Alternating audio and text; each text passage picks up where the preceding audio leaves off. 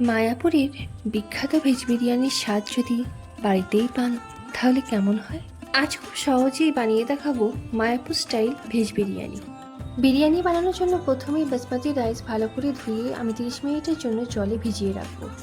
এবার এখানে আমি কিছুটা সয়াবিনের মধ্যে উষ্ণ গরম জল দিয়ে চাপা দিয়ে রাখছি। এবার কড়াইয়ে দিয়ে পরিমাণ মতো তেল নিয়ে প্রথমে কাজু বাদাম আর কিশমিশ সোনালি করে ভেজে তুলে রাখছি।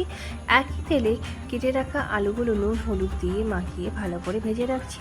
আর সবশেষে গাজর, বিনস আর ফুলকপি ভালো করে ভেজে তুলে নিচ্ছি। এদিকে সোয়াবিনগুলো অনেকটাই নরম হয়ে গেছে, এগুলোকে ছেঁকে হালকা হাতে করে একটু চাপ দিয়ে অতিরিক্ত জলটা বের করে নিয়ে অন্য জায়গায় তুলে রাখছি। অন্যদিকে বিরিয়ানি ভাতের জন্য পরিমাণ মতো জলে এলাচ, দারচিনি, লবঙ্গ, গোলমরিচ আর স্টার আনিস দিয়ে জলটাকে ভালো করে ফুটিয়ে নিয়েছি। এবার এই ফুটন্ত জলের মধ্যে আগে থেকে ভিজিয়ে রাখা বাসমতি চালটা দিয়ে দেবো। দিয়ে 70 থেকে 80% সেদ্ধ করে নিয়ে একটা বড় পাত্রের মধ্যে ছেঁকে ঠান্ডা করে নেব। গরম কড়াইয়ে পরিমাণ মতো তেল দিয়ে সামান্য হিং, 1 চামচ গোটা জিরে আর 8 থেকে 9টা গোলমরিচ দিয়ে ভালো করে সবগুলোকে ভেজে নিতে হবে। হিং, জিরে আর গোলমরিচ ভালো করে ভাজা হয়ে গেলে আগে থেকে কেটে রাখা টমেটোর পিসগুলো দিয়ে দিতে হবে। আর তার সঙ্গে দিয়ে দিতে হবে 1 চামচ আদা। দিয়ে দুটোকে ভালো করে মিক্স করে নিয়ে দিতে হবে স্বাদ মতো নুন আর পরিমাণ মতো হলুদ। আবারও সব কিছু ভালো করে মিক্স করে নিয়ে অল্প অল্প জল দিয়ে দিয়ে কষাবো। মিনিট 2-3 মতো জল দিয়ে কষিয়ে কষিয়ে দিয়ে দেবো পরিমাণ মতো ধনে গুঁড়ো, জিরে গুঁড়ো আর আগে থেকে ভেজে রাখা আলুগুলো। তারপর একটু জল দিয়ে ঢাকা দিয়ে দেবো।